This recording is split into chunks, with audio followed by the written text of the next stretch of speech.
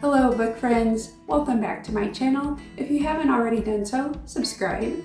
It is fall, one of my favorite times of year, and I always go back to when my kids were little and some of the things that we discussed and read and learned about when they were little children. So today is both a history lesson and a blast from the past regarding books my children loved when they were little. This is going to be a two-part series for parents and for little ones, but let me tell you, as an adult, I learned plenty from some of these books too.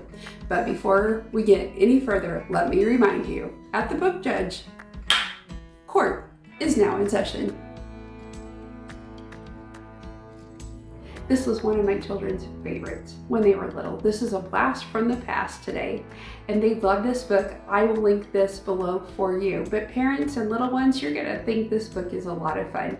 It's kind of a silly story. It's very innocent, very cute, a perfect fall time, harvest time book for you and your little ones. Even when my children got older, they would still beg for me to read it. That shows me this stands the test of time. Get Mrs. Nosh and the Great Big Squash today, From Seed to Pumpkin. My kids really enjoyed this book when they were little. We lived in the Midwest, so my children grew up in a very agriculturally based society, and my husband and I both grew up on farms. So we knew where our food came from and we knew where pumpkins came from.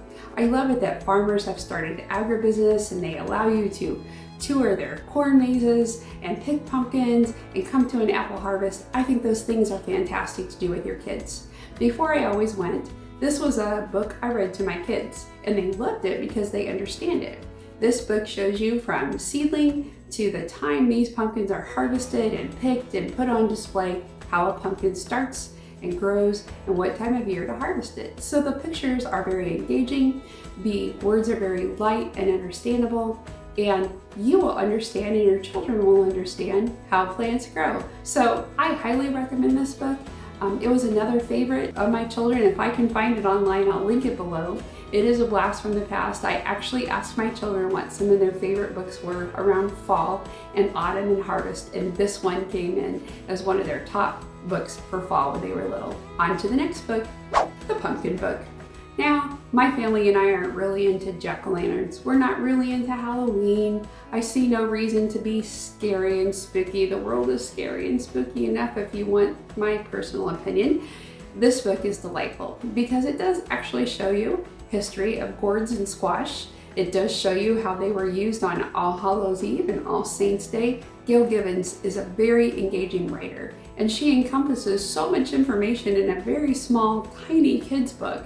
She shares history. She even talks about the first Thanksgiving. There's recipes in the back. There's ideas of what to do with pumpkins.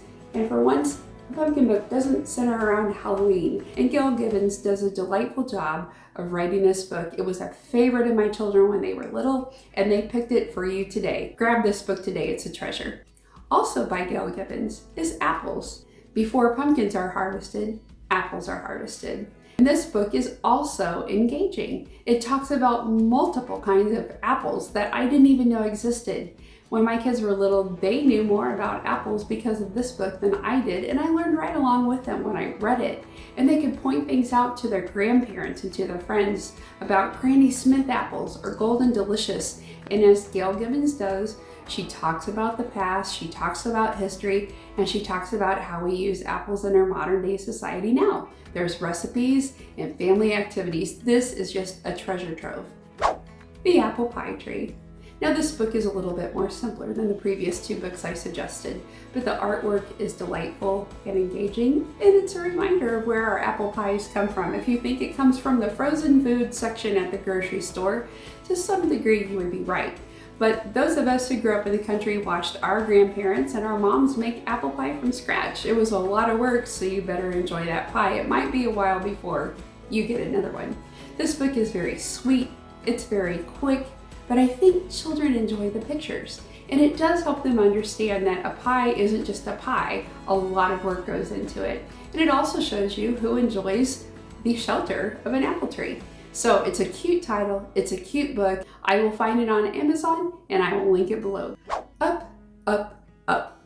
It's apple picking time. It's a sweet, engaging book. Your children will love it. There's plenty of color on the pages. There's plenty of things for visual stimulation. I highly recommend this book. I will link it below. It's a winner. This is a delightful book. There's a nightmare in my closet. This has to be one of my son's all-time favorite kids' books. He had some of these concerns. We won't call them fears. I think they're just average things that kids think about at night. They have great imaginations, and when things go bump, they have a tendency to fill in the blanks of what that bump might be. And Mercer Mayer is just a genius at taking scary things and making them delightful, making them laughable, making them comedic. This is not a scary book. I love the use of color. I love the use of his color hatching in his artwork.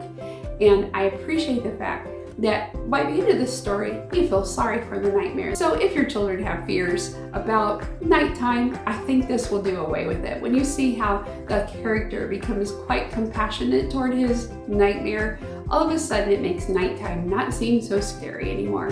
I highly recommend There's a Nightmare in My Closet. Your children will find the artwork to be completely engaging. So order the book today. I'll link it below, and you can have it in your library for future use. You're the Scaredy Cat, also by Mercer Mayer. This story is about two brothers. One of them takes on all the bravado. The other kid seems to be scared. In the middle of the night, they decide to go on a camp out in the yard, and what takes place next is quite comical. Put this Mercer Mayer book on the list, get it on the shelf. It was one of my kids' favorites. Skeleton Hiccups. As you know, I do not promote Halloween in any way, shape, or form, but this was a funny book that was given to my children when they were little. Because it is not creepy or scary in any way, I am promoting it because it made my children giggle. I don't believe in skeletons walking around, but the idea of a skeleton with hiccups and the artwork that goes along with this book is very endearing.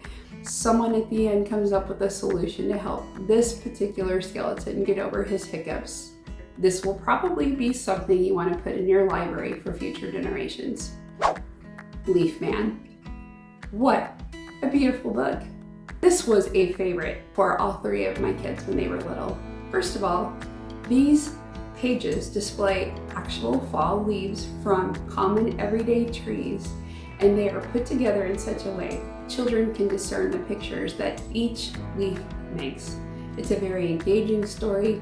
It could go by quickly, but I would encourage you parents to read it slowly. And then when you're done, I leave it on the coffee table. I leave it on the floor.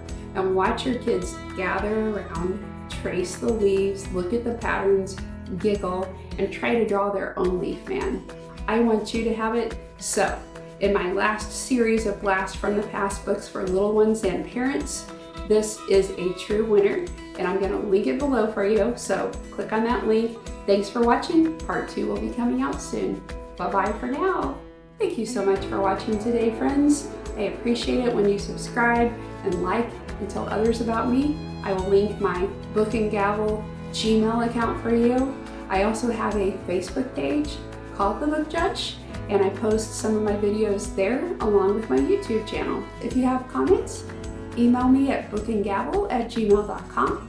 And of course, there will be part 2 coming out on YouTube. I'd love to hear your thoughts, and if you have a favorite fall book, send it to me. Send me an idea. So thank you, happy fall, enjoy this beautiful time of year, and I'll be back very soon with part 2, books for parents and books for little ones. Court is now adjourned.